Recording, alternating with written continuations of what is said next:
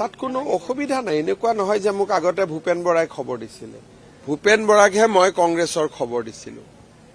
গতিকে কংগ্ৰেছৰ য'ত যি হ'ব, এতিয়া যিখন ডকেট আছিলে, কংগ্ৰেছৰ এখন ডকেট বুলি কয় যে ষ্টেট ইলেকশ্যন কমিটিত প্ৰত্যেকজন কেণ্ডিডেটৰ নাম দি ডকেট এখন দিয়ে। যোৱাকালি সেই ডকেটখন তেওঁলোকে বদলাই পেলালে, তাকো লৈ গণ্ডগোল আৰম্ভ হৈছে। গতিকে এইবিলাকতো য'ত যি হয় আমি খবৰবিলাকতো পায়ে থাকোঁ। আমি কি কৰিম? আমাৰতো ক'তো ভেকেঞ্চি নাই। আমি বিধায়কক আনি টিকট ক'ৰ পৰা দিম? আমাৰটোতো টিকট চিলেকশ্যনটোতো প্ৰায় হৈয়ে গ'ল। আমাৰতো 80টা চিটত নাম চব ৰেডি হৈ আছে। এবাৰ দিল্লীত গ'লে হৈয়ে যাব। গতিকে আমাৰ ইয়াততো চিটৰ কোনো ভেকেঞ্চি পজিশ্যনে নাই। AGPতটো গ'লে নহয়, ধৰক এতিয়া সোণাইৰ বিধায়ক UDFৰ পৰা AGPত আহিব, সেইটো তেওঁলোকৰ অলৰেডি আণ্ডাৰষ্টেণ্ডিং হৈয়ে গৈছে, সেইটো এটা বেলেগ। কিন্তু BJPত বিধায়ক কোন আহিব? কমলাক্ষ পুৰকায়স্থ আহিব, বসন্ত দাস আহিব, শশীকান্ত দাস আহিব, এইখিনিতো আহিব বুলি আমি চবেই জানোৱেই। আৰু তেওঁলোকক আজি আমি ইমান দিন BJP বুলি ধৰি ৰখাও নাই। ৰাজ্যসভাৰ 5 তাৰিখে নামাংকন আছে।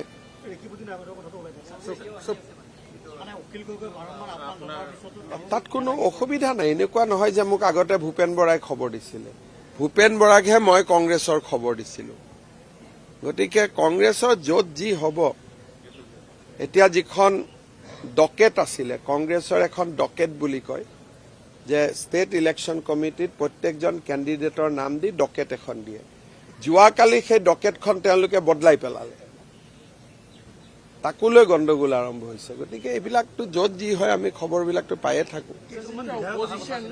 আমি কি কৰিম? আমাৰতো ক'তো ভেকেঞ্চি নাই। আমি বিধায়কক আনি টিকট ক'ৰ পৰা দিম? আমাৰটোতো টিকট চিলেকশ্যনটোতো প্ৰায় হৈয়ে গ'ল। আমাৰতো 80টা চিটত নাম চব ৰেডি হৈ আছে। এবাৰ দিল্লীত গ'লে হৈয়ে যাব। গতিকে আমাৰ ইয়াততো চিটৰ কোনো ভেকেঞ্চি পজিশ্যনে নাই। AGPতটো গ'লে নহয়, ধৰক এতিয়া সোণাইৰ বিধায়ক UDFৰ পৰা AGPত আহিব, সেইটো তেওঁলোকৰ অলৰেডি আণ্ডাৰষ্টেণ্ডিং হৈয়ে গৈছে, সেইটো এটা বেলেগ। কিন্তু BJPত বিধায়ক কোন আহিব? কমলাক্ষ পুৰকায়স্থ আহিব, বসন্ত দাস আহিব, শশীকান্ত দাস আহিব, এইখিনিতো আহিব বুলি আমি চবেই জানোৱেই।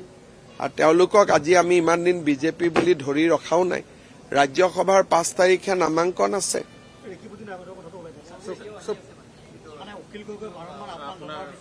তাত কোনো অসুবিধা নাই। এনেকুৱা নহয় যে মোক আগতে ভূপেন বৰাই খবৰ দিছিলে।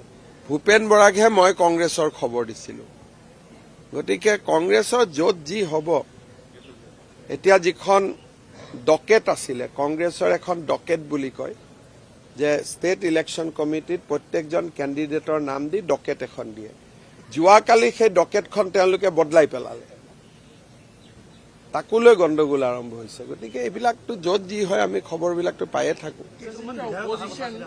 আমি কি কৰিম? আমাৰতো ক'তো ভেকেঞ্চি নাই। আমি বিধায়কক আনি টিকট ক'ৰ পৰা দিম?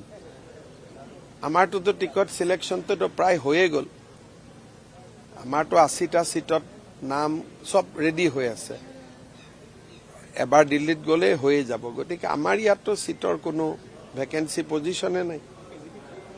AGPতটো গ'লে নহয়, ধৰক এতিয়া সোণাইৰ বিধায়ক UDFৰ পৰা AGPত আহিব, সেইটো তেওঁলোকৰ অলৰেডি আণ্ডাৰষ্টেণ্ডিং হৈয়ে গৈছে, সেইটো এটা বেলেগ। কিন্তু BJPত বিধায়ক কোন আহিব? কমলাক্ষ পুৰকায়স্থ আহিব, বসন্ত দাস আহিব, শশীকান্ত দাস আহিব, এইখিনিতো আহিব বুলি আমি চবেই জানোৱেই। আৰু তেওঁলোকক আজি আমি ইমান দিন BJP বুলি ধৰি ৰখাও নাই। ৰাজ্যসভাৰ 5 তাৰিখে নামাংকন আছে।